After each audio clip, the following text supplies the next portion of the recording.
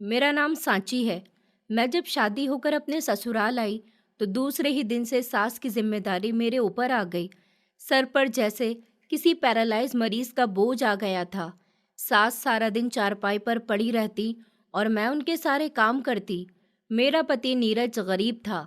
सास की गंदगी भी मुझे ही साफ करनी पड़ती थी। मुझे बहुत ही गुस्सा आता, पर मैं सब्र कर लेती। एक दिन जब मैं नहाकर निकली तो देखा तेज धूप सास के चेहरे पर पड़ रही थी। उनकी आंखों से आंसू बह रहे थे। मैंने फौरन चारपाई को छांव में किया। जैसे ही चारपाई खिसकाई, सास ने एक लंबी हिचकी ली और इस दुनिया से चली गई। जब उनका अंतिम संस्कार हो गया तो एक दिन मैं उसी चारपाई पर लेट गई और आसमान की तरफ देखने लगी। अचानक नजर उस पेड़ पर गई जो मुझ पर छाया किए रहता था। पत्तों के बीच एक हांडी छुपी हुई थी। मैंने उसे निकाला और जैसे ही खोला तो देखा कि मैं बेहद ही खूबसूरत और हसीन थी। कभी मेरे लिए भी बड़े बड़े रिश्ते आए थे, पर मेरे माँ बाप ने एक सादा मेहनती और गरीब लड़के को देखकर मेरी शादी कर दी। मेरी जिंदगी की शुरुआत एक बूढ़ी सास की बीमारी, चारपाई और बदबू से भरे कमरे से हुई। मेरी सारी खूबसूरती रोजमर्रा की खिदमत में ही बिकने लगी। मेरा पति गरीब था, मगर शरीफ इंसान भी था। मैं दिन रात सास की देखभाल और सफाई में लगी रहती। अक्सर अपने पापा पर गुस्सा भी करती थी कि उन्होंने सिर्फ शराफत और सादगी देखकर ही मेरी शादी कर दी है, लेकिन फिर भी मैंने कभी अपनी जुबान से शिकायत नहीं की। मैंने खुद को हालात के मुताबिक ढालने की कोशिश की, अंदर से टूटती रही, मगर सब्र का दामन नहीं छोड़ा। मोहल्ले की औरतें मेरी हिम्मत की मिसाल देती थी, पर मेरे अंदर एक बेचैनी हमेशा बनी रहती। हमारा घर 2 कमरों का था। एक कमरा मेरे और पति के लिए और दूसरा सास के लिए। सास की हालत ऐसी थी कि खुद से कुछ भी नहीं कर सकती थी। कभी वो पेशाब रोक नहीं पाती, कभी कुछ खाने को मांगती और कभी छत की तरफ देखकर बड़बड़ाती। उनकी आंखों में गहरी उदासी बसी रहती।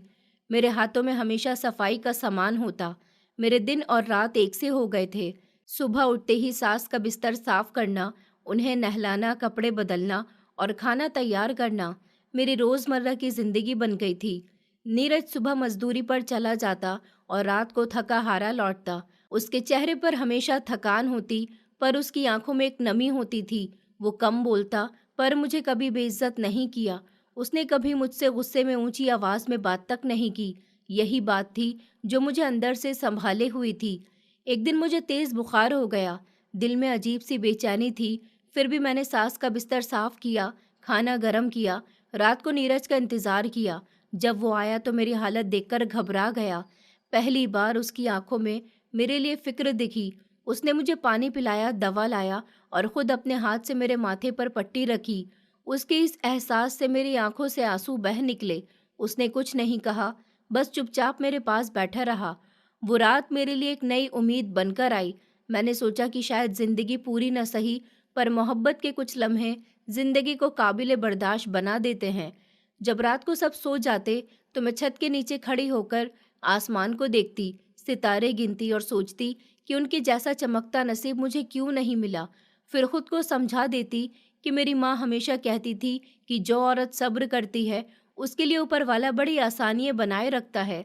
मैंने उनकी इस बात को अपनी जिंदगी का सहारा बना लिया। दिन गुजरते गए। मेरी खूबसूरती अब हल्की पड़ गई थी, पर मेरी आत्मा में एक अजीब सी मजबूती आ गई। मुझे लगता था कि मैं दुनिया की नज़र में कुछ भी नहीं, पर शायद ऊपर वाले की नज़र में एक बड़े मुकाम पर हूँ। मैंने भी शादी के बाद कई सपने देखे। सोचा था पति के साथ बाजार जाऊंगी, चूड़ियाँ खरीदूंगी, नई साड़ी पहनूंगी, बच्चों के लिए कपड़े लूंगी। पर वक्त ने कोई दूसरा ही रुख पकड़ लिया था। न खुशी मिली, न कहीं जाने का सुख, न सुकून। जब कभी पुराने दिन याद आते तो मैं माँ के साथ बाजार जाना, बहनों के संग हंसना खेलना याद आता तो दिल भीग जाता। कभी खुद से शिकायत करती, कभी ऊपर वाले से। दिल करता कि बस एक दिन ऐसा हो जो सिर्फ मेरे लिए हो, न सास की खिदमत का हो और न ही पति की ज़रूरत का। बस एक दिन जो सिर्फ मेरा हो। सास की तबीयत लगातार बिगड़ती जा रही थी। रात में कई बार पेशाब निकल जाता, कभी दर्द से करराहती रहती। उनकी बीमारी मेरे सारे सपनों को खा गई थी। पति की फाइनेंशियल कंडीशन भी कुछ खास नहीं थी। जो भी वो कमाता वो सारा घर के राशन और दवाइयों में लग जाता। मैंने कभी कुछ मांगा ही नहीं और ना ही वो कभी मेरे लिए कुछ ला सका। उसकी आंखों में मेरे लिए शर्मिंदगी होती थी, पर वो कभी बोलता नहीं। उसकी खामोशी मेरे लिए किसी तलवार की तरह थी। वो भी बेबस था, पर मैं जानती थी कि वो मुझे कुछ देना चाहता है, बस उसके पास कुछ होता नहीं। कई बार आईने के सामने खड़ी होकर खुद से सवाल करती, क्या मैं वही लड़की हूँ जिसे कभी खूबसूरती की मिसाल कहा जाता था? मेरी सहेलियां मुझसे अक्सर कहती थी कि तुम तो किसी राजकुमारी जैसी लगती हो। आज सोशल मीडिया पर उनकी तस्वीरें देखती हूँ, बच्चे, गाड़ियाँ, हंसते हुए चेहरे, और एक मैं हूँ जिसकी तस्वीर भी धुंधली हो चुकी है। मैंने कोई खुशहाल जिंदगी नहीं चुनी थी, मुझे तो बस मेरे माँ बाप ने एक सादा सा रिश्ता सौंप दिया और मैंने उसे अपनी तकदीर मान लिया था। जब मोहल्ले की औरतें आती तो पहले मेरी तारीफ करती थी, पर अब तरस खाने लगी कि बेचारी अभी जवान है, पर हालत तो देखो इसकी, जैसे 40 की हो गई हो। उनके शब्दों में सच्चाई होती थी, पर हर बात मेरे दिल पर चोट करती। मैं खुद को तसल्ली देने की कोशिश करती कि शायद ऊपर वाला मेरे सब्र का सिला किसी और अंदाज में देगा, शायद मेरी मुश्किलें ही मेरे अच्छे दिन लेकर आएंगी। मैंने दिल को समझाने के लिए प्रार्थनाओं को अपना सहारा बना लिया। मैं रातों को जाकर ऊपर वाले से फरियाद करती थी कि वो मुझे हिम्मत दे, हौसला दे और शायद कोई रास्ता निकाल दे। कुछ दिन बाद नीरज के ऑफिस का मालिक किसी काम से हमारे घर आया। उस वक्त मैं सास के कमरे की सफाई करके निकले ही थी। मेरे माथे पर पसीना चमक रहा था, हाथों में झाड़ू की लकीरें और कपड़ों पर सफाई के धब्बे थे। मेरा दुपट्टा एक तरफ खिसका हुआ था। मैं जल्दी से खुद को संभालने की कोशिश करने लगी, लेकिन शायद देर हो चुकी थी। जैसे ही वो दरवाजे पर आया, मेरी नज़र उससे मिली। वो एक लम्हे को ठहर गया, मानो वो लम्हा भी ठहरा सा गया था।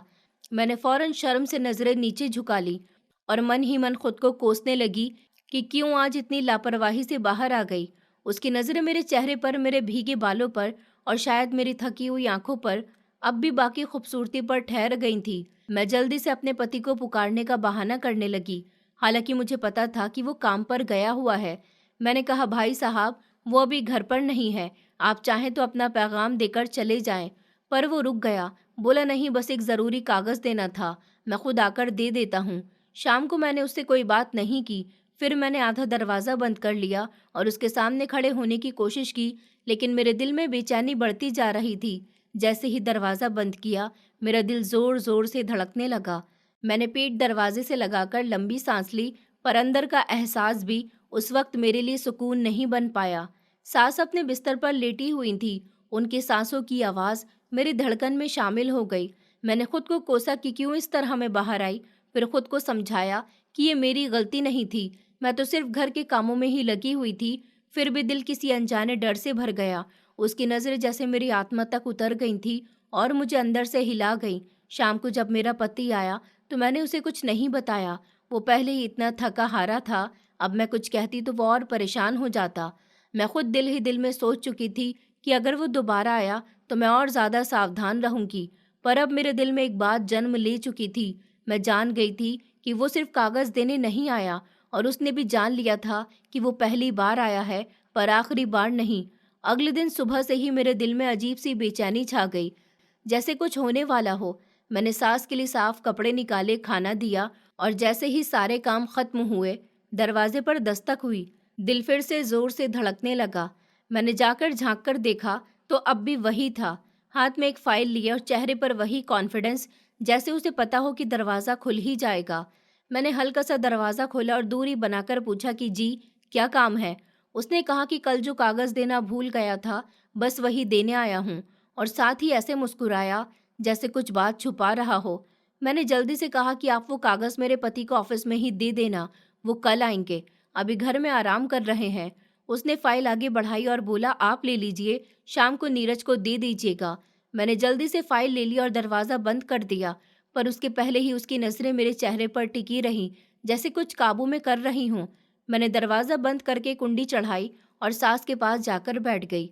मेरा दिल बहुत ज़ोर से धड़कने लगा, मेरी हथेलियाँ पसीने से भीग गई थीं। अब वो अजनबी नहीं रहा था, अब वो मेरे सुकून का दुश्मन बन गया। वो बार बार बहाने बनाकर आने लगा, कभी कोई फाइल छोड़ने आता, कभी पुरानी रसीद का हवाला देकर दोबारा दरवाजे पर दस्तक देता। मैं हैरान थी कि एक ऑफिस का मालिक, इतना बिजी आदमी, बार बार एक मजदूर के घर आकर ऐसे छोटे मोटे काम क्यों कर रहा है। मेरे दिल में शक का बीज बोया जा चुका था, जो हर बार उसकी मौजूदगी पर और गहरा होता जा रहा था। हर बार जब वो आता, उसकी नज़रें मेरे वजूद पर उतरने लगती। वो जैसे मुझे समझ चुका था कि जैसे उसकी नज़रें मेरी गरीबी, मेरी थकान और मेरी बेबसी की पूरी कहानी पढ़ रही हों। मैं खुद को उसकी नज़रों से निकालने की कोशिश करती, पर वो नज़र मेरा पीछा नहीं छोड़ती। एक दिन दोपहर के वक्त वो अचानक से आ गया। नीरज किसी काम के सिलसिले में शहर से बाहर गए हुए थे। दरवाजे पर उसकी मौजूदगी ने मुझे अंदर तक हिलाकर रख दिया। मैं घबराहट में बोली, अभी पति घर पर नहीं है, आप कल आइएगा। पर वो दरवाजे के पास से हटने को तैयार नहीं था। कहने लगा कि मुझे आपसे ही बात करनी है, कुछ पर्सनल बात है जो शायद आप समझ सकें। मैंने दरवाज़ा आधा खोला और दिल पर जमी हुई बर्फ जैसी संजीदगी से बोली, आप जो भी कहना चाहते हैं वो मेरे पति के सामने कहिए। मैं किसी पर्सनल बात का हिस्सा नहीं बनना चाहती। वो हल्की सी मुस्कुराहट के साथ बोला, मैडम, आप जैसी औरत का इस झोपड़ी में क्या काम? महल, जेवर, गाड़ियां, आरामदेह जिंदगी सब मिल सकता है अगर आप मेरे साथ चलें। वो बात मेरे कानों में गूंज गई, जैसे किसी ने मेरे वजूद पर थप्पड़ मार दिया हो। मेरे दिल की धड़कन तेज हो गई। हाथ कहाँ रखूं कुछ समझ नहीं आया। मेरे लिए वो लम्हा नाकाबिले बर्दाश्त था। अपने ही घर की उस दहलीज पर जहां मैंने अपनी इज्जत को अपनाया, वो जगह अब मेरे लिए शर्मिंदगी का ठिकाना बन गई। मैंने आंखें झुकाकर कहा कि आपको शर्म आनी चाहिए। मैं शादीशुदा हूँ और मेरे पति की गैर मौजूदगी में ऐसी बातें करना आपकी नीयत को जाहिर करता है। उसने हंसते हुए कहा कि मैं जानता हूँ कि तुम शादीशुदा हो, लेकिन तुम्हारी किस्मत में ये तंगी, ये गरीबी, ये बदबू नहीं लिखी है। तुम जैसी औरतें तो बड़े बड़े महलों में राज करती हैं, उनके लिए नौकरानियां होती हैं, ना कि वो खुद किसी की खिदमत गुजार बने। मैंने उसे सख्ती से कहा कि मैंने खुद को अपनी माँ की तरह सास की खिदमत के लिए तैयार किया है। उसे तुम्हारे महलों की ज़रूरत नहीं, इज्जत का मोल जेवर से भी ज़्यादा होता है और उसका अंदाज़ा तुम जैसे लोग कभी नहीं लगा सकते। वो थोड़ा चौंक गया। शायद उसे मेरी इतनी हिम्मत की उम्मीद नहीं थी, लेकिन उसके चेहरे पर अब भी गुरूर और कॉन्फिडेंस छाया हुआ था। वो जानता था कि वो अमीर है, ताकतवर है और औरतों को खरीद सकता है। घर के अंदर जो थोड़ा बहुत फल, बिस्कुट और पानी रखा हुआ था, उसकी तरफ इशारा करके कहा कि यही हमारे घर की मेहमान नवाजी है। अगर सच में आपको कोई काम था तो ये लीजिए, वरना वापस चले जाइए। मैं अपनी शराफत के साथ खुद को मजबूत कर रही थी, लेकिन अंदर से कांप भी रही थी। उसकी निगाहें और उसका अंदाज मेरे लिए डर बन गया। वो कुछ पल खामोश रहा, फिर धीरे से बोला, ठीक है, लेकिन याद रखना, मेरी पेशकश अभी खत्म नहीं हुई। ये कहकर वो पलटा और दरवाजे से निकल गया, लेकिन उसके शब्द और उसके कदमों की छाप जैसे दीवारों पर निशान छोड़ गए। दरवाज़ा बंद करने के बाद मैं चुप हो गई। कुछ देर उसी जगह ज़मीन पर बैठ गई। मेरे हाथों में पसीना था, दिल में तूफान और आंखों में एक अजनबी नमी। मैंने कमरे में जाकर दरवाज़ा अंदर से बंद कर लिया और अपनी सास के कदमों के पास बैठ गई। वो खामोश थी, आंखें बंद किए हुए लेटी रहीं। मुझे उनसे कुछ कहना नहीं आया, लेकिन उनके वजूद की खामोशी मेरे लिए एक ढाल बन गई थी। मैंने उनके पाँव दबाने शुरू कर दिए, शायद उनके पास बैठकर मुझे कुछ सुकून मिल जाए। मैंने उसी पल दिल में कसम खाई कि अपनी इज्जत पर कभी आँच नहीं आने दूंगी, चाहे जितनी भी गरीबी हो, चाहे कितना भी दुख हो। मैं अपनी वफा, अपनी परवरिश और अपनी सच्चाई को कभी नहीं भूलूंगी। उस रात मेरे पति वापस आए तो उनका चेहरा देखकर कुछ देर को सब कुछ भूल गई। उनकी थकान और उनकी सादी सी मुस्कुराहट मेरे लिए किसी एहसास से कम नहीं थी। मैंने उनके लिए चुपचाप खाना निकाला, पानी दिया और उनकी बातें सुनी। मैंने उन्हें दिन का वो वाकया नहीं बताया, क्योंकि मुझे पता था कि उससे कुछ बदलेगा नहीं, सिर्फ घर में एक नया दुख जन्म लेगा। मैंने फैसला कर लिया था कि अब मुझे खुद अपने तरीके से उस शैतान से निपटना है और सबसे पहले मुझे अपने दिल को मजबूत करना होगा, ताकि कोई भी पेशकश मेरे इरादों को हिला ना सके। मेरे लिए वो लम्हा जिंदगी की एक बड़ी मुश्किल की शुरुआत था। एक औरत के लिए सबसे बड़ी मुश्किल तब होती है जब उसके किरदार पर सवाल उठने लगे। मैं अपनी इज्जत के साथ अपने घर की दीवारों को बचाने को ठान चुकी थी। मुझे अब समझ आ गया कि कुछ लोग दौलत और ताकत के नशे में इंसान को चीज़ समझने लगते हैं और औरत को सबसे कमज़ोर। लेकिन वो औरत मैं थी जो मोहब्बत और वफादारी के मजबूत किले में बंद थी, जिसे कोई लालच नहीं जीत सकता। मैंने नज़रें झुकाकर कहा कि मैं एक शादीशुदा औरत हूँ और मेरी वफादारी मेरे पति के साथ है। मेरे शब्दों में लड़खड़ाहट ज़रूर थी, लेकिन मेरी नीयत में कोई फितूर नहीं। उस लम्हे मुझे अपनी माँ की कही हुई वो बातें याद आईं कि औरत की सबसे बड़ी दौलत उसकी वफादारी होती है। बेटी, कभी उसे खोना मत। मैं जानती थी कि जिस वक्त मैं ये बात कह रही हूँ, मेरे दिल में बहुत से जज्बात एक साथ घूम रहे थे। गुस्सा, डर और सबसे बढ़कर वो मोहब्बत जो मुझे अपने सादे से पति से हो चुकी थी। वो आदमी जिसकी ज़िंदगी में शायद सहूलियत तो नहीं, लेकिन उसकी नज़रों में एक ऐसी शर्म थी जो आजकल के मर्दों में कम ही नज़र आती है। मेरा पति नीरज गरीब था, लेकिन उसका दिल बहुत अमीर था। वो जो भी कमाता वो मेरे हाथों में रखकर कहता कि ये तुम्हारे नसीब से ही है। जो मैं इतना कमा पाता हूँ, ये तुम्हारी प्रार्थना का असर है। वो कभी-कभी घर के भी कुछ छोटे-मोटे काम करके लौटता, लेकिन जब शाम को घर आता तो उसकी आंखों में थकन नहीं बल्कि एक सुकून और एक ताकत दिखाई देती थी। वो हमेशा मुस्कुराकर दरवाज़ा खोलता, जैसे कह रहा हो कि दुनिया की सारी तकलीफ़ें बाहर ही छोड़ आया हूँ। मैंने कभी उससे सीधे शब्दों में प्यार नहीं सुना, लेकिन उसकी खामोशी, उसकी हर अदा और उसकी छोटी-छोटी कोशिशों में मुझे साफ दिख जाता था कि वो मुझसे बहुत प्यार करता है। मुझे आज भी याद है, एक रात जब बहुत तेज़ बारिश हो रही थी और छत से पानी टपकने लगा, तब उसने अपने कपड़ों से पानी रोकने की कोशिश की और फिर भी मेरे लिए उस गीली छत के नीचे एक सूखी सी जगह बना दी ताकि मैं आराम से सो सकूं, और खुद उसने एक कोने में बैठकर रात गुजार दी। मैं उसे देखकर सोचने लगी कि इस मर्द के लिए मेरी नींद, मेरा सुकून इतना कीमती है, तो मैं कैसे उसका साथ छोड़ सकती हूँ? क्या सिर्फ जेवर और गाड़ियों के लिए मैं एक वफादार इंसान को धोखा दे सकती हूँ? मेरे दिल ने फौरन जवाब दिया कि नहीं। अमीर आदमी अब खुलकर मुझ पर असर डालने की कोशिश करने लगा। वो कहता था कि तुम जैसी औरतें गरीबी में मुरझा जाती हैं, तुम्हारी जैसी खूबसूरती तो महलों में राज करती है। वो मेरे सामने मेरे सपनों की एक झूठी दुनिया रखता और कहता कि बस तुम एक कदम उठा लो, तुम्हारी जिंदगी बदल जाएगी। लेकिन मैं जानती थी कि बाहर से मेरी जिंदगी भले ही बदल जाए, लेकिन मेरे अंदर का सुकून हमेशा के लिए छिन जाएगा। वफा की वो छाँव जिसमें मैं अब तक जीती आई थी, वो धूप बनकर मुझे जला देगी। मैं हर बार उसकी बातों को खामोशी से सुनती, नजरें झुकाकर, और दिल में अपने पति की सूरत लेकर बैठ जाती। मेरे उसूल, मेरी परवरिश और मेरी ज़मीन मुझे रोक रही थी। मैं जिस घर में पली बड़ी, वहाँ इज्जत सबसे कीमती चीज़ मानी जाती थी। मेरी माँ ने मुझे यही सिखाया था कि सच्चाई और वफादारी कभी भी मत बेचना, चाहे तुम्हें भूखा ही क्यों ना मरना पड़े। और मैंने अपनी माँ की उस बात को दिल में हमेशा बैठाए रखा। मेरे पति को भी कभी अंदाज़ा नहीं हुआ कि मैं किन हालातों से गुजर रही हूँ, क्योंकि मैंने उसे कभी ये सब बताया ही नहीं। मैं जानती थी कि अगर वो जान जाएगा तो वो टूट जाएगा, उसकी खुददारी उसे अंदर से खा जाएगी। अगर उसे पता चले कि कोई दूसरा मर्द उसकी बीवी पर निगाह रखता है। इसलिए मैंने वो जंग अपने दिल में ही रखी, हर रोज़ अपने उसूलों से लड़ती रही और हर बार अपने ज़मीर से यही जवाब पाया कि जिस राह पर तुम चल रही हो वही सही है। रात को जब सास के कमरे से कर्राहने की आवाज़ आती तो मैं दौड़कर उनके बिस्तर तक जाती, और उस पल मुझे लगता जैसे ऊपर वाले ने मुझे किसी खास वजह से चुना है, और शायद यही मेरी सेवा मेरे पति की नज़रों में मेरी कद्र को और बढ़ा देती है। मैंने ज़िंदगी को कभी किसी फिल्म की तरह नहीं देखा, बल्कि उसे हकीकत की ज़मीन पर महसूस किया। मेरे लिए प्यार सिर्फ शब्दों का खेल नहीं था, बल्कि वो हर लम्हा था जो मैंने एक सच्चे मर्द के साथ गुजारा, उस मर्द के साथ जिसने कभी मुझे दुख देने का सोचा तक नहीं। आज जब मैं ये सब याद करती हूँ तो दिल में एक सुकून सा भर जाता है। मेरे साथ बिताए वो लम्हे, उसकी खामोश मोहब्बत, उसके हाथों की मेहनत, ये सब मेरी दौलत है। वो सारे लालच जो मुझे दिए गए, वो मेरे ज़मीर के सामने हार गए। मैंने कभी अपनी इज्जत को किसी कीमत पर नहीं बेचा। जिस वफादारी की कसम खाई थी, वो अब मेरे किरदार का हिस्सा बन चुकी है। और यही वजह है कि आज भी मैं इस रिश्ते में न सिर्फ बंधी हुई हूँ, बल्कि महफूज भी हूँ। अब वो अमीर आदमी खुले तौर पर मुझे लालच देने लगा था। अब वो पर्दे की आड़ में बातें नहीं करता। उसके शब्दों में अब कोई लिहाज नहीं बचा था।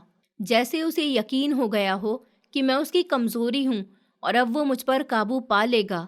एक दिन उसने साफ कहा कि बस हाँ कर दो, मैं तुम्हें इस झोपड़े से निकालकर शहर के सबसे अच्छे इलाके में एक बड़ा घर दे दूंगा।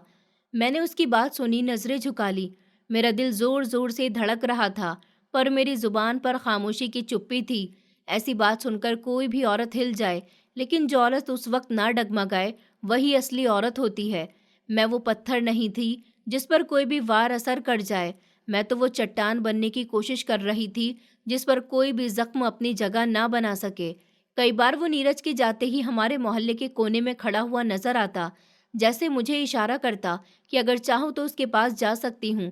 लेकिन मैं हर बार उसकी तरफ से नजरें चुरा लेती और जल्दी से दरवाज़ा बंद कर लेती। मैं जानती थी कि अगर मेरे पति को ये सब पता चल जाए तो वो टूट जाएगा, वो बहुत ही इज्जतदार और दिल से जीने वाला इंसान था। उसकी गैरत कभी ये बर्दाश्त नहीं करेगी कि कोई उसकी पत्नी पर ऐसे नज़र डाले या उससे ऐसी बातें करे। मैं ये बोलकर अपने रिश्ते पर कोई दाग नहीं लगाना चाहती थी, इसलिए हर बार हर बात अपने दिल में ही रखती, हर दर्द को अंदर दफन करती और हर रोज़ एक नई हिम्मत लेकर दरवाजे से बाहर निकलती। मैंने खुद से वादा किया था कि चाहे कुछ भी हो जाए, मैं अपने कैरेक्टर पर एक भी दाग नहीं लगने दूंगी। मैंने सोचा, क्या मेरी वफादारी इतनी सस्ती है कि कुछ जेवर, एक आरामदायक जिंदगी और एक बड़ा सा घर मुझे बहका सके? मैंने अपनी इज्जत और अपने नफ्स को कभी उसकी नज़रों का शिकार नहीं बनने दिया। मुझे पता था कि वो मुझे एक औरत नहीं, सिर्फ एक ख्वाहिश समझता है और मैं उसकी ख्वाहिश का हिस्सा बनकर ऊपर वाले के सामने, अपने पति के सामने और सबसे बढ़कर खुद अपने सामने शर्मिंदा नहीं हो सकती। पति का चेहरा रोज देखकर उसकी सादी सी मोहब्बत, वो अपनापन जो वो बिना कहे मेरे लिए हर रात मजदूरी करके लाता, वो मुझे हर मुश्किल के सामने खड़ा होने की ताकत देता था। उसके हाथों का पसीना, उसकी खामोश मुस्कुराहट सब मेरे अंदर के शोर को खामोश कर देती। मैं सोचती थी कि क्या एक लम्हे की गलती से मैं उसकी मोहब्बत को खो दूं, क्या एक पल के लालच में अपनी पूरी दुनिया तबाह कर दूं? नहीं, मैंने खुद को फिर से यकीन दिलाया कि मैं कमज़ोर हो सकती हूँ, लेकिन गिरती नहीं। मैं झुक सकती हूँ, लेकिन बिकती नहीं। एक दिन वो आदमी मेरे दरवाजे पर खड़ा हुआ था, चेहरे पर वही घमंड और हाथ में एक बड़ा सा लिफाफा। दरवाजे के पीछे से उसने पूछा, क्या है तुम्हारा आखिरी फैसला? मैंने बिना कुछ कहे दरवाज़ा बंद कर दिया और अंदर जाकर ज़मीन पर बैठ गई। मेरा दिल इतनी ज़ोर से धड़क रहा था जैसे अभी सीना फाड़ देगा। मेरी आंखों से आंसू बहने लगे। मैंने कमरे की दीवार की तरफ देखा। वहां पर हमारी शादी की एक छोटी सी तस्वीर टंगी हुई थी, जिसमें मेरा हाथ पति के हाथ में था और दोनों के चेहरे पर एक सादी सी मुस्कान थी। मैंने उस तस्वीर को देखा और खुद से कहा कि ये बंधन, ये वादा, ये भरोसा, इन सब का कोई मोल नहीं है। कोई दौलत, कोई जेवर, कोई बड़ा घर, ये सब कुछ नहीं खरीद सकता। मुश्किलें हर कदम पर बढ़ती जा रही थी, लेकिन मैंने हर बार ऊपर वाले से हौसला मांगा और वो मुझे दे भी रहा था। जब उस अमीर आदमी ने देखा कि मैं उसकी पकड़ में नहीं आ रही हूँ, तो उसने मेरे पति के रोजगार पर वार किया। शायद उसने मेरे इनकार को अपनी बेइज्जती समझा और बदला लेने की ठानी। पहले नीरज को ऑफिस में नजरअंदाज किया जाने लगा, फिर छोटी छोटी बातों पर डांट पड़ने लगी। वो समझ नहीं पा रहा था कि अचानक माहौल इतना बदल क्यों गया। कुछ दिनों बाद उसे बुलाया गया और कह दिया गया कि अब उसकी ज़रूरत नहीं है। वो खाली हाथ भारी कदमों से घर लौटा।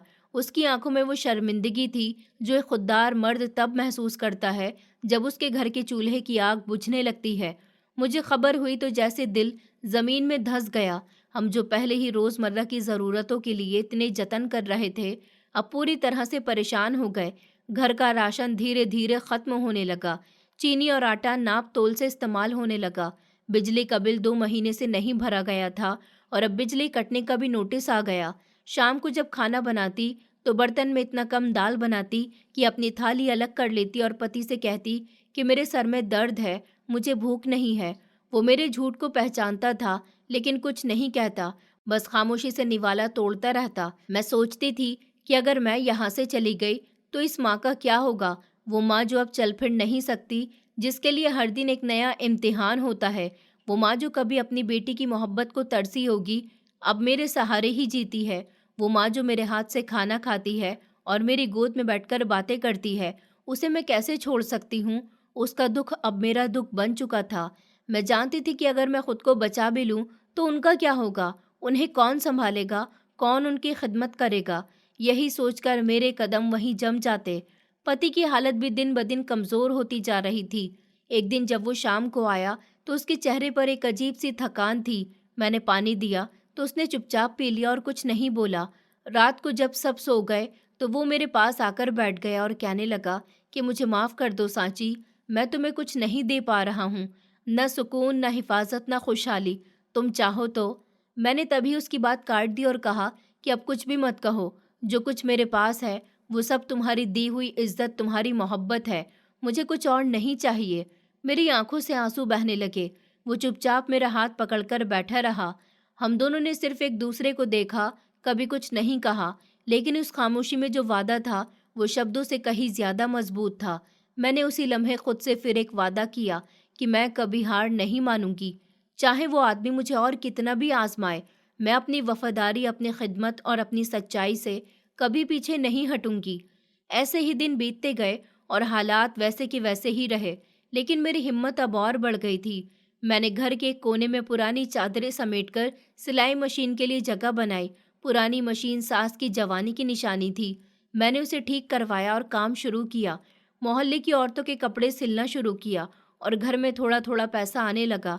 वो आदमी अब भी अपने तरीके से मुझे आजमा रहा था, लेकिन अब मैं एक नई औरत बन गई, जिसे ये पता था कि अगर सब्र और मेहनत साथ हो तो ऊपर वाला मदद ज़रूर करता है। मुझे यकीन था कि अगर उसने मुझे मुश्किल में डाला है तो ज़रूर कोई राहत भी लिखी होगी। बस मुझे अपना रास्ता नहीं छोड़ना, अपना सर नहीं झुकाना और अपनी इमेज, अपना कैरेक्टर साफ रखना है। यही मेरी असल जीत होगी। इसके आगे हर शादी, हर लालच और तकलीफ हार जाएगी। एक दिन जैसे ही मैं नहाकर निकली, आसमान पर सूरज अपनी तेजी में था और दिन के वक्त बैठक में धूप की तेज किरणें हर चीज पर बेरहमी से पड़ रही थी। मैंने अपना दुपट्टा ठीक करते हुए जैसे ही सास के कमरे की तरफ कदम बढ़ाया, वहां पर एक अजीब सी खामोशी छाई हुई महसूस हुई। वो आमतौर पर किसी न किसी बात पर आवाज देती रहती थी, कभी पानी मांगती थी, कभी हाथ पकड़कर कुछ कहती, लेकिन आज तो बिल्कुल सन्नाटा छाया हुआ था। जब मैं अंदर दाखिल हुई तो ये देखकर मेरे कदम जैसे थम गए कि उनकी चारपाई कमरे से बाहर धूप में खिसकी हुई थी और उनके चेहरे पर धूप की सीधी किरणें पड़ रही थी। उनकी आंखें खुली हुई थी, पर उनके चेहरे पर एक अजीब सा सुकून और खालीपन नजर आया। वो लम्हा मेरे लिए ऐसा था कि जैसे किसी ने मेरे जिस्म से मेरी आत्मा ही खींच ली हो। मेरे हाथ रुक गए, जुबान बंद हो गई और आंखों से आंसू बहने लगे। मेरी सास, जिनकी हर तकलीफ, हर सांस मेरे दिन का हिस्सा बन गई थी, अब हमेशा के लिए खामोश हो गई।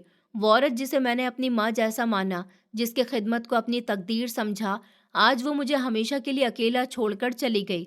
मैंने उनके चेहरे पर हाथ फेरा और महसूस किया कि उनके चेहरे पर एक तसल्ली थी, जैसे वो जाते जाते कुछ कह गई हों, पर जुबान से नहीं, अपनी खामोशी से। मैंने अपने आंसू पोंछते हुए नीरज को आवाज़ दी, नीरज। और जब वो कमरे में किसी खामोश फिक्र में डूबा हुआ था, जैसे ही वो बाहर आया और माँ के चेहरे पर नजर पड़ी, उसके कदम भी रुक गए। वो माँ के पास बैठ गया, उनका हाथ पकड़ लिया और पहली बार मैंने अपने पति की आंखों में आंसू देखे। वो जो हमेशा अपनी तकलीफ को अंदर ही रखता था, आज माँ के जाने पर टूट गया। हम दोनों वहीं बैठे रहे, कोई बात नहीं की, बस खामोशी हमारे बीच सरसराती रही। अंतिम संस्कार की तैयारी शुरू हुई। जब उन्हें ले जाया गया तो घर सूना सूना सा लगने लगा। वो चारपाई जिस पर वो सालों से लेटी हुई थी, अब खाली हो गई। वो कमरा जिसमें उनकी सांसें, उनकी आवाज भी गूंजी थी, अब बेजान लग रहा था। दीवारें और हर कोना जैसे उनकी जुदाई का अफसोस कर रहा था। मैं चुपचाप उसी चारपाई पर बैठ गई। मेरी आंखें आसमान की तरफ टिक गईं। सूरज अब ढलने लगा था। वही सूरज जो सुबह उनकी आंखों में चमक रहा था, अब अपनी रोशनी समेटने लगा, जैसे वो भी उनके साथ ही डूब रहा हो। नीरज खामोशी से मेरे बराबर में आकर बैठ गया, कुछ नहीं बोला। हमारी खामोशी में उदासी थी, दुख था, सुकून भी, और एक अनजानी तसल्ली थी। मेरा हाथ खुद ब खुद उसके हाथ में जाकर रुक गया। वो एहसास जिसमें शुक्र था, प्यार था और शायद पछतावा भी कि वो अपनी माँ के लिए कुछ ज्यादा नहीं कर सका। मैंने अपना सिर उसके कंधे पर रख दिया। हम दोनों ने एक दूसरे से न कुछ कहा, न कोई वादा किया, बस उस खामोश लम्हे में एक दूसरे का सहारा बन गए। वो दिन मेरी जिंदगी के उन दिनों में से एक था जिसे मैं कभी भूल नहीं पाऊंगी। वो औरत जिसकी खिदमत को मैंने अपना आखिरी काम समझा था, उनकी आखिरी हिचकी मेरे दिल की दीवारों पर हमेशा के लिए एक निशान छोड़ गई। मुझे ऐसा लगा जैसे ऊपर वाले ने मेरे सब्र का सिला दे दिया हो। शायद वो माँ जो सालों से बिस्तर पर पड़ी हुई थी, अब आज़ाद हो गई। और मेरे दिल में एक सुकून था कि मैंने उनके साथ कुछ गलत नहीं किया। मैंने अपना फर्ज निभाया और उनकी आखिरी सांस तक उनके साथ ही रही। अब वो चारपाई खाली है, लेकिन उनकी खुशबू, उनकी प्रार्थनाएं और उनकी यादें हर कमरे में भरी हुई हैं। वो चली गईं, पर अपने साथ बहुत कुछ छोड़ कर गईं। आंखों में एक प्रार्थना, मेरे दिल में एक यकीन और मेरी जिंदगी में एक ऐसी खामोशी जो कभी शोर नहीं बनेगी, पर कभी खत्म भी नहीं होगी। अंतिम संस्कार हो जाने के बाद जब सब चले गए, मैं फिर से उसी चारपाई पर बैठ गई। वही चारपाई जिस पर सालों तक मेरी सास बस पड़ी रही थी। वही चारपाई जिसकी खिदमत करते करते मेरे हाथों में भी छाले पड़ गए थे। वही चारपाई जिससे कभी मुझे नफरत महसूस होती थी और फिर उसी से मुझे इंसानियत का एहसास होने लगा। आज वो चारपाई खाली थी और उसकी खाली जगह मेरे दिल को ऐसे चुभ रही थी जैसे किसी ने मेरे अंदर से कुछ नोच लिया हो। मेरे आंसू रुकने का नाम नहीं ले रहे थे। मैंने न जाने कितनी बार दुपट्टे के पल्लू से अपनी आंखें साफ की, पर नमी थी कि खत्म होने का नाम ही नहीं ले रही थी। ऐसा लग रहा था जैसे सदियों की थकान मेरे जिस्म पर उतर आई हो। मेरा पति खामोशी से अपने कमरे में चला गया।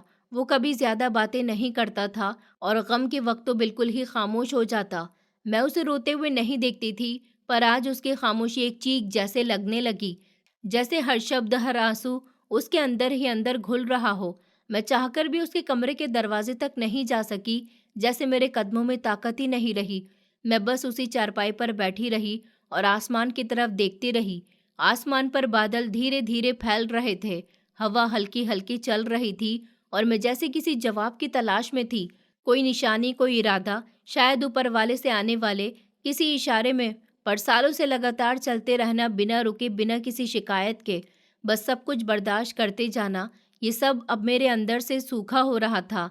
कोई नई शुरुआत, कोई नई सुबह कहीं दिख ही नहीं रही थी।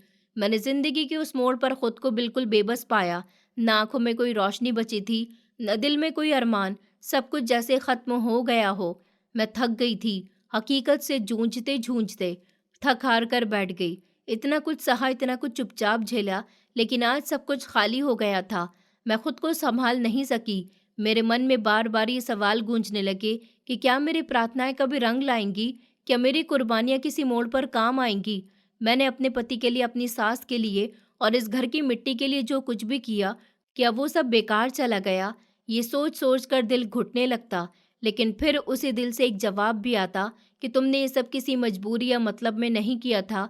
तुमने ये सब इसलिए किया क्योंकि यही तुम्हारा नेचर था, यही तुम्हारी परवरिश थी। और सब्र का फल भले ही देर से मिले, पर मिलता जरूर है। मैंने कभी हार नहीं मानी, न उस दिन, न कभी और, ना ही अपने ऊपर वाले से उम्मीद तोड़ी।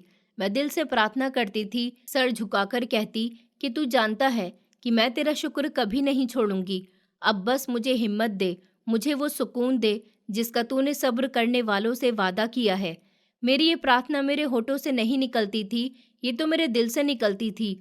और शायद उसी पल मेरे दिल के अंदर एक हल्की सी रोशनी सी झलकने लगी, जैसे किसी ने अंदर से कहा हो कि ये अंत नहीं है, ये तो शुरुआत है।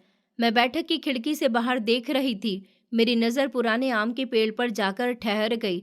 वो पेड़ जो बरसों से हमारे घर की खामोशी का गवाह था, आज कुछ अलग सा लग रहा था।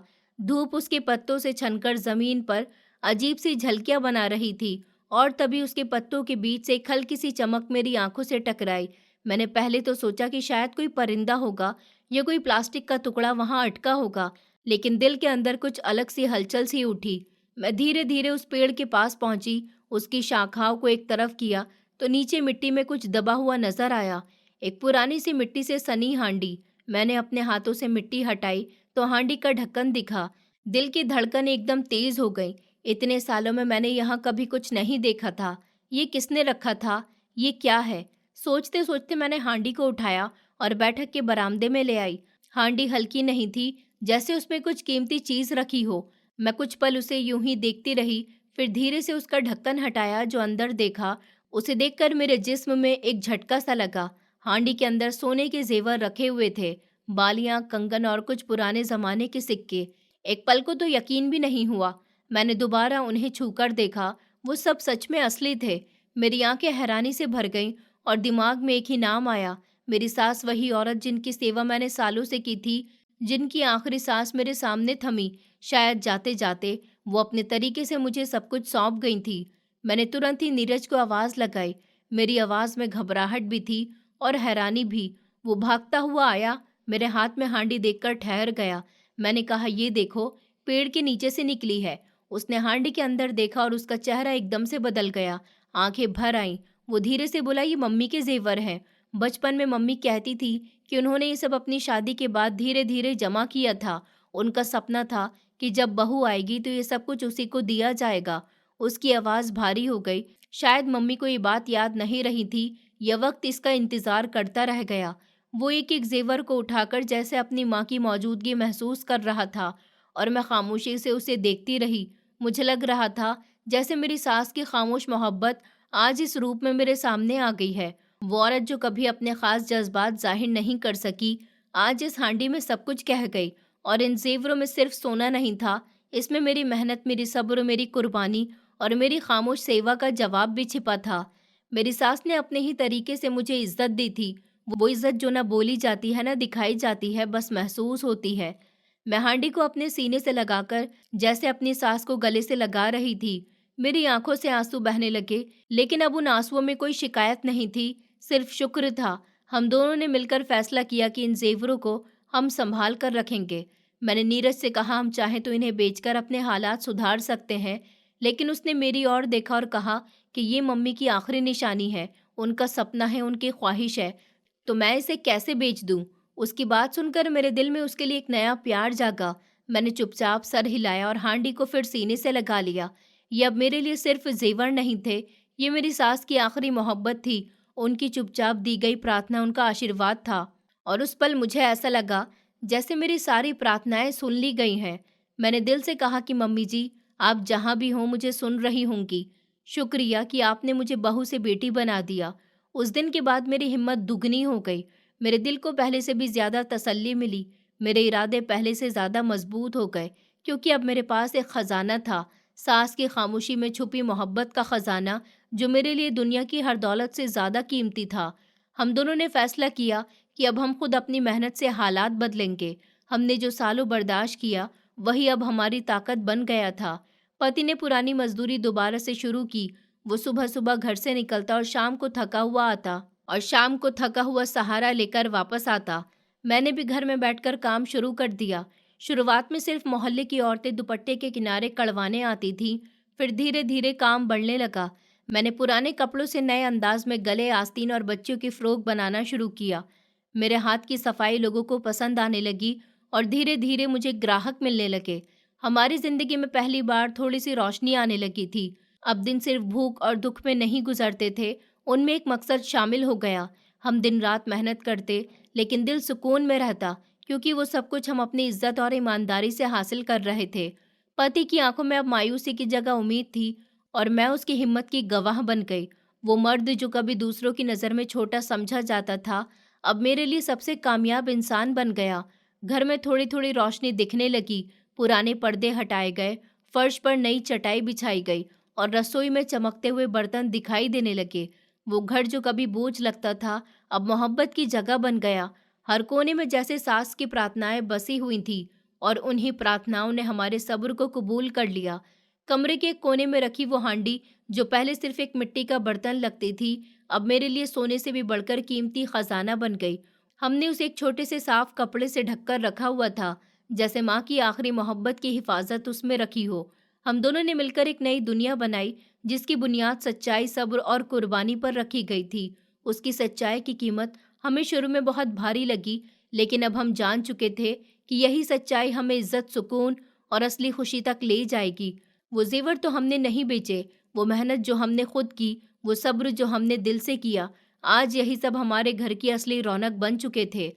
मैं समझ गई थी कि सच्चाई की कीमत सच में बहुत बड़ी होती है, लेकिन उसका असल सिला हमेशा देर से ही मिलता है और वो इज्जतदार होता है।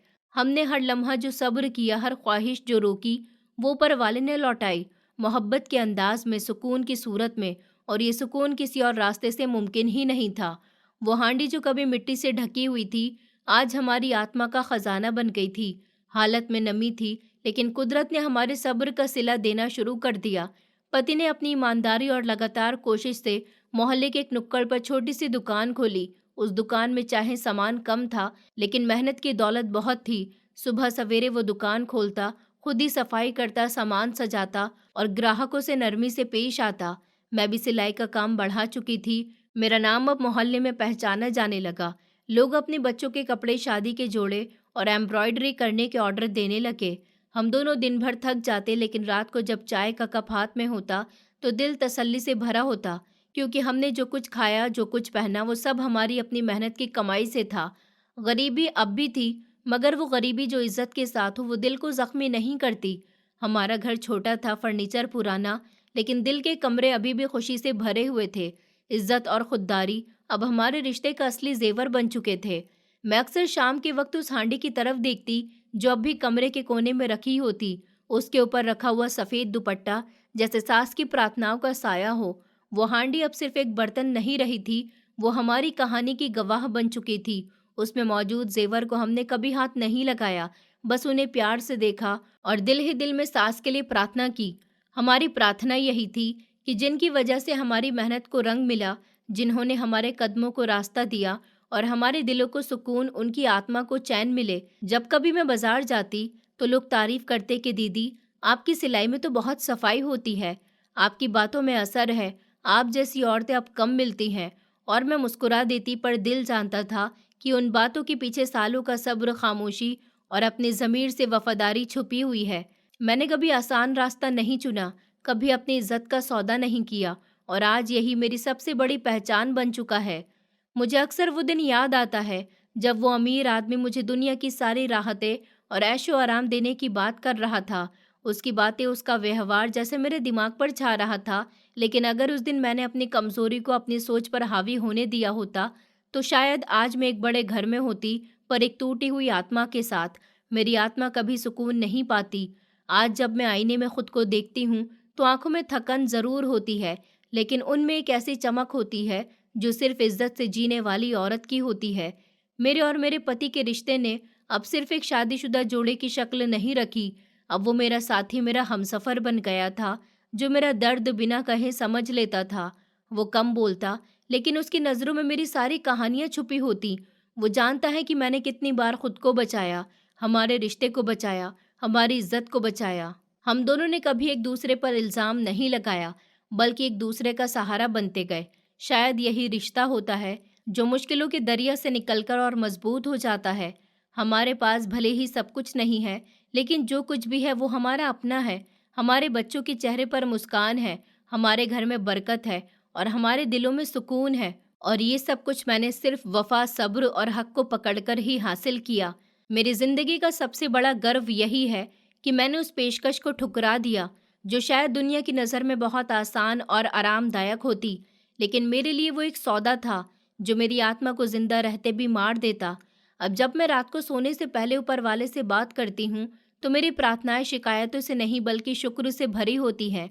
मैं कहती हूँ, ऐ ऊपर वाले, तेरा शुक्र है, तूने मुझे रास्ता दिखाया, तूने मुझे जल्दी की जगह मेहनत का रास्ता दिखाया। और फिर दिल से एक आवाज़ आती है कि हाँ, मेरा फैसला बिल्कुल सही था।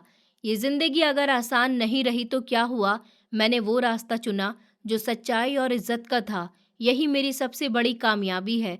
ये वो सुकून है जो ना तो बाजार में मिलता है और ना ही किसी आलीशान महल से खरीदा जा सकता है। ये सुकून सिर्फ उनको मिलता है जो मुसीबतों में ही सही रास्ता नहीं छोड़ते। जब मैं अपने पति और अपने बच्चों और अपनी मेहनत से बसे हुए इस घर को देखती हूँ तो मेरे होठों पर वो मुस्कान आ जाती है। दिल से सास के लिए प्रार्थना निकलती है और पति के लिए प्यार जागता है। खुद के लिए फख्र का एहसास पैदा होता है, क्योंकि मैं जानती हूँ कि मेरी कहानी चाहे जितनी सादी हो, पर मेरी कामयाबी बहुत ख़ास है। जब मैंने उस हांडी को अपने बेटे के सामने दोबारा निकाला तो जैसे मेरा सीना भर आया था। उस पर जमी धूल मैंने अपने दुपट्टे से ऐसे साफ की जैसे किसी याद को फिर से जिंदा कर रही हूँ।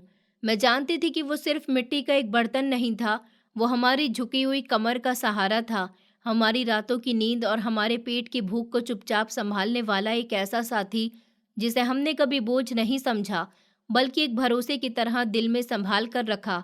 मेरा बेटा जब झुककर अपनी पहली कमाई उसके सामने रख रहा था तो मुझे लगा कि वक्त ने एक पूरा चक्कर काट लिया है। आज जो मेरे बेटे की हथेली में कुछ नोट थे, वो दरअसल मेरी मांगी हुई मन्नतों की कीमत थी। उस दिन मेरा दिल अंदर से बोल पड़ा कि ऐ ऊपर वाले, शुक्र है, तूने हमारी मेहनत को खाली नहीं लौटाया। हम भूखे तो रहे पर भटके नहीं, हम टूटे तो सही पर बिके नहीं। और आज जब मेरा बेटा मेरी तरह उसी हांडी को देखकर सर झुका रहा है तो मुझे लग रहा है कि मैंने अपनी औलाद को सिर्फ रोटी कमाना नहीं, बल्कि इज्जत की कीमत भी सिखाई है। नीरज मेरी तरफ देख रहे थे, उनकी आंखों में वो सब कुछ था जो वो शब्दों में कभी नहीं कह पाए। हमने बहुत कुछ नहीं कमाया, लेकिन जो भी कमाया वो साफ था, सीधा था और सच्चा। मेरी हांडी अब तिजोरी में नहीं, मेरे बेटे की नज़र में है। अब वो हर नई शुरुआत से पहले उसी हांडी के आगे खड़ा होता, जैसे वहाँ कोई ख़ास एहसास हो। मेरी बेटी जब अपनी शादी के जोड़े के लिए पहली बार दुकान गई तो वापस आकर बोली कि मम्मी, मैं भी प्रार्थना मांग आई। उस हांडी के पास जो तुमने इज्जत बोई थी, उसकी फसल हम काट रहे हैं। उस दिन मैंने हांडी को गले से लगाकर चुपचाप रो लिया था। मैं जानती थी कि मेरी सबसे बड़ी पूंजी वो नहीं जो मैंने गहनों की पेटी में बंद की थी। मेरी सबसे बड़ी दौलत वो सब्र था जो मैंने उस हांडी के साथ बांधा। कई बार मैं अकेले में उस हांडी के पास बैठ जाती, हाथ फेरती और उसकी मिट्टी पर जैसे कोई माँ अपने बच्चे के माथे पर हाथ रखती है, उसमें अब भी सासू माँ की आहट महसूस होती है। उसके ऊपर रखा सफ़ेद दुपट्टा अब थोड़ा पीला पड़ गया, पर उसकी छाँव अब भी उतनी ही सुकून देने वाली है। मैं जानती हूँ ये हांडी अब किसी ज़रूरत के लिए नहीं खोली जाती, अब ये हमारी मेहनत की गवाही है, हमारी कहानी की गवाह। जब नीरज कभी थककर दुकान से लौटते, तो वो बिना कहे हांडी की तरफ देखते और मेरी तरफ आंखों में झांकते, जैसे कुछ कहना चाहते हों कि हमने सही किया। हमारी गरीबी ने हमें झुकाया ज़रूर, लेकिन हमारी गिरफ्त नहीं तोड़ी। आज जब मोहल्ले की औरतें कहती है कि सांची, तुमने बहुत कुछ झेला पर हार नहीं मानी, तो मेरा दिल बस उसी हांडी की तरफ मुड़ता जो हर बार मेरी खामोशी को संभाल लेती थी। बच्चे अब बड़े हो गए, पर जब भी घर में कुछ नया होता, चाहे छोटा होता या बड़ा, मैं पहले उसी हांडी को बताती, जैसे वो अभी भी मेरी सासू माँ की तरह मुझे प्रार्थनाओं से ढक रही हो। उस दिन जब मैंने पहली बार अपने बेटे की कमाई के पैसे उसी के सामने रखे थे, तो जैसे एक प्रार्थना पूरी हुई थी। मैंने कुछ नहीं कहा, बस आंखें बंद की और दिल से एक शुक्रिया निकला। आज मेरी आवाज़ में कोई शिकायत नहीं होती, अब मैं सिर्फ शुक्र अदा करना जानती थी। और ये सबक मुझे न किताबों ने सिखाया, न किसी एजुकेशन ने, बस एक पुरानी मिट्टी की हांडी ने दिया, जिसने हर बार मेरी भूख से ज़्यादा मेरी इज्जत को संभाला। कई बार जब सब सो जाते और कमरे में बस धीमी सांसों की आवाज़ होती, तो मैं उस हांडी के पास जाकर बैठ जाती, जैसे कोई अपने पुराने घावों के पास लौटकर राहत ढूंढता है। उसकी मिट्टी से अब भी वही महक आती जो पहले आती थी, और मैं अपनी आंखें बंद कर लेती और मुझे अपनी सास की आवाज़ सुनाई देने लगती, जो कहती थी कि बेटी सब्र कर लेना, मगर झुकना नहीं। उस हांडी को उन्होंने खुद अपने हाथों से संभाला था। जब घर में आटा चावल सब खत्म हो जाता, तो वो कभी कहती कि बेटी सब ठीक हो जाएगा, एक दिन हमारे भी दिन बदलेंगे। जब पहली बार मेरे हाथ कांप रहे थे और मैं ये सोचकर डर रही थी कि अब क्या होगा, तो उन्होंने मेरे हाथ थामकर कहा था कि जब तक तू मेहनत करती रहेगी, ऊपर वाला अच्छे और सच्चे रास्ते पर ही चलाएगा। आज जब मैं उसे देखती तो लगता है जैसे उनकी वो बात हर दिन सच साबित होती रही है। उन्होंने अपने हिस्से की भूख छुपाई मुझसे, चुप रहकर मुझे मजबूत किया। और जब ये हांडी उनके जाने के बाद भी खाली नहीं हुई, तो समझ आया कि प्रार्थनाओं का असर वक्त के बाद भी जिंदा रहता है। मैं जब भी उसे देखती हूँ तो दिल खुद ब खुद भर आता है और लगता है कि जैसे मेरी सास अभी भी मेरे पास है। किसी को कुछ समझाना नहीं पड़ता, बस उस हांडी के पास बैठकर आंखें बंद करना ही काफ़ी होता है। उनके साय में आज भी तसल्ली है और सुकून है, और वो एहसास जो दुनिया की कोई दौलत नहीं दे सकती। कभी कभी जब रात लंबी हो जाती और नींद आने से पहले दिल भारी हो जाता, तो मैं नीरज के पास बैठ जाती, उसके चेहरे की तरफ देखती जो अभी भी वैसा ही सादा और शांत है जैसे बरसों पहले भी था, और मैं कहती कि नीरज, तुम्हें याद है वो आदमी जो एक दिन मेरी दुकान के सामने खड़ा हुआ था, वो जो बड़ी गाड़ी से उतर कर आया था और उसकी आंखों में जैसे मेरे कपड़े नहीं मेरी मजबूरी दिख रही थी। उसने कहा था कि तुम बहुत ही हुनरमंद हो, तुम्हारे हाथ में कारीगरी है, चलो मेरे साथ, तुम्हें सोने की चूड़ियों से भर दूंगा और अपनी किस्मत को देखकर हर सुबह हंसोगी। पर नीरज, मेरे हाथ में उस वक्त मैंने वो सब नज़रअंदाज कर दिया, और दिल में इज्जत का ख्याल। मैंने उस आदमी की बात सुनकर सिर्फ इतना कहा था कि माफ़ करना, मैं गरीबी में ही रह लूँगी, लेकिन किसी और की बीवी नहीं बनूंगी। नीरज, उस दिन मेरे हाथ कांप रहे थे, लेकिन मेरी आंखें ठंडी थीं। मुझे पता था कि मैं जो जवाब दे रही हूँ वो किसी फरेब से नहीं, अपने सच्चे रिश्ते से दे रही हूँ। और जब मैं घर आई और मैंने वो हांडी देखी, तो उसमें रखी वो पुरानी चूड़ियाँ जैसे मेरा फैसला बधाई दे रही थी। उस दिन मैंने सोचा कि अगर भूखे रहना पड़ा तो रह लेंगे, पर अपनी खुददारी को गिरवी नहीं रखेंगे। नीरज मेरी बात सुनता रहा, कुछ नहीं बोला, पर उसकी आंखों की नमी जैसे कह रही थी कि साची, तुमने उस दिन सिर्फ हमारा रिश्ता नहीं बचाया, तुमने मुझे खुद से जुड़ने की वजह दे दी। मैं जानती हूँ नीरज ज़्यादा नहीं बोलता, पर जब मैं उसके हाथ में चाय का कप रखती और वो बिना कुछ कहे मेरा हाथ दबा देता, तो लगता है जैसे उस दिन का मेरा फैसला आज भी उसकी आंखों में इज्जत बनकर चमक रहा है। मैं नीरज के सामने बैठी थी, लेकिन आंखों में वो दिन घूम रहे थे जब सब कुछ खो देने का डर था और खुद को संभालने की जिम्मेदारी भी मेरी ही थी। अब जब उस वक्त को सोचती हूँ तो एक ही बात दिल से निकलती है कि औरत अगर अपनी इज्जत और रिश्तों की कीमत समझ ले, तो उसे कोई भी खरीद नहीं सकता। दुनिया लाख आसान रास्ते दिखाए, पर जो औरत मेहनत से अपने घर को सजाती है, उसकी चमक किसी महंगे गहने से कम नहीं होती। मैंने सीखा कि तकलीफें आती हैं, पर अगर साथ में सच्चाई हो तो वो तकलीफें भी एक दिन इज्जत बनकर लौटती हैं। मैंने सीखा कि जब तुम्हारे पास बहुत कुछ ना हो, तब भी तुम्हारे पास अगर खुददारी है, तो तुम सबसे अमीर हो। और जब वक्त तुम्हें आजमाएगा तो अपना सिर झुकाने से बेहतर है कि तुम अपने पाँव जमाकर खड़े हो जाओ, क्योंकि जो अपने रास्ते खुद चुनती है, वही औरत एक दिन अपनी कहानी भी खुद लिखती है। आज अगर मैं अपने बच्चों को देखती हूँ तो लगता है कि मैंने उन्हें कोई महल नहीं दिया, लेकिन ऐसा रास्ता ज़रूर दिया है जिस पर चलकर वो कभी अपना सर नीचा नहीं करेंगे। मेरी हर प्रार्थना में अब बस यही बात होती है कि हर लड़की को उसकी मेहनत पर यकीन हो जाए और हर औरत को ये समझ आ जाए कि सच्चा साथ और साफ नियत ही सबसे बड़ा सहारा होते हैं। वो हांडी अब बस बर्तन नहीं रही, उसमें मेरी चुप्पी भी है, मेरी जीत भी है और मेरी माँ जैसी सास की प्रार्थनाएं भी हैं। दोस्तों, उम्मीद करती हूँ आपको हमारी कहानी पसंद आई होगी। कहानी पसंद आई है तो वीडियो को लाइक करें, चैनल पर नए हैं तो चैनल को सब्सक्राइब करें और हाँ, नोटिफिकेशन बेल को ज़रूर दबाएं ताकि अगली अपडेट सबसे पहले आपको मिले।